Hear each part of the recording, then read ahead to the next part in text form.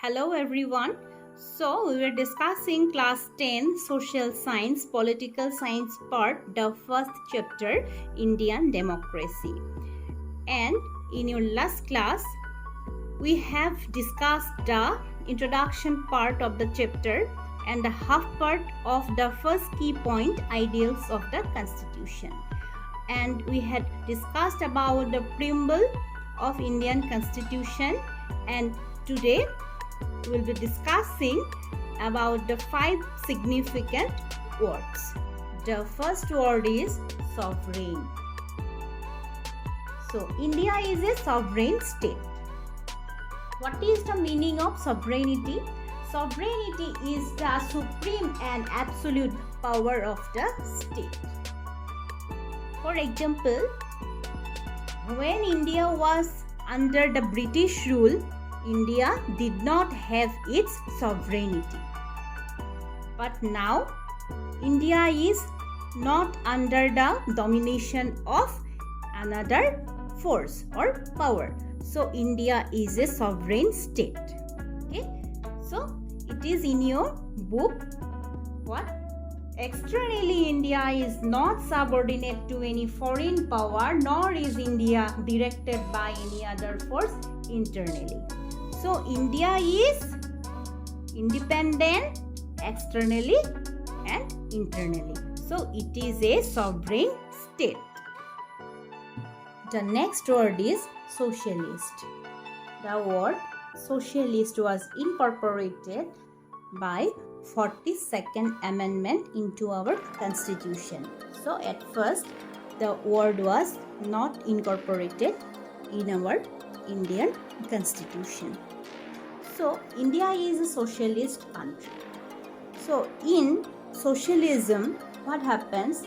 There is no any inequality among the people of India in regards to their status, income and standard of living. And all are equal in the socialist state.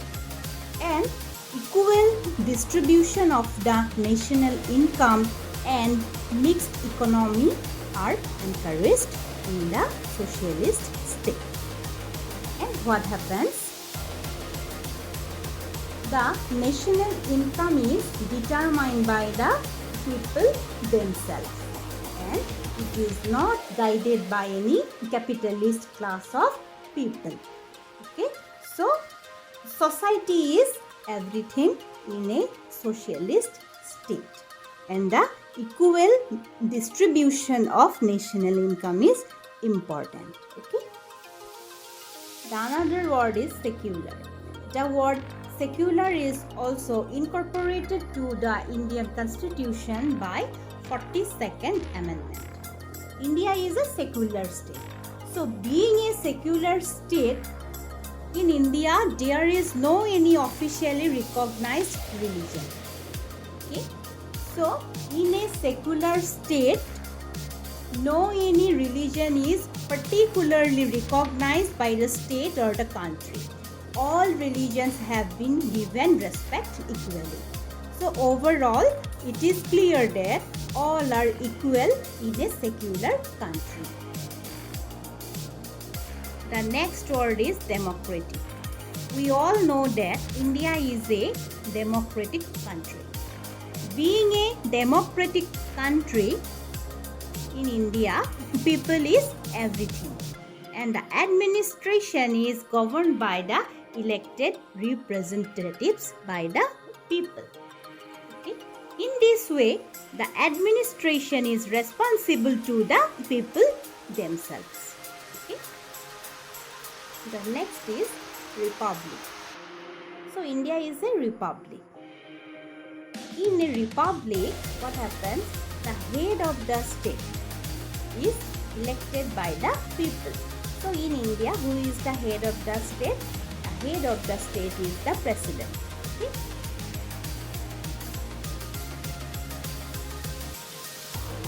And the post of the president is not hereditary. And he is not elected by someone special. And he is only elected by the people of India. So India is a republic. In addition to the 5 words, there are some other important words mentioned in the preamble. These are justice, liberty, equality, and fraternity. Fraternity means brotherhood. Okay?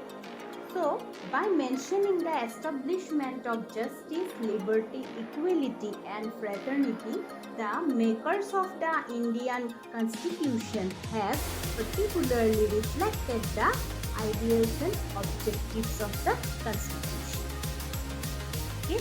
So, from these words, we can determine the aims and objectives and the ideas of our Constitution. And another important thing is that Pandit Jawaharlal Nehru put forward a few objective resolutions of the Constitution at the Constituent Assembly on 13th December 1946, and those were accepted by Constituent Assembly on 22nd January 1947. And those resolutions were adopted as the basis, and in this way the concept of such ideals like equality, liberty, democracy, sovereignty, and world fraternity were given the formal recognition by Constituent Assembly. So these are the main points of the objective resolutions given by Pandit Jawaharlal Nehru. This is in your book. You can read from here. It is given very clearly.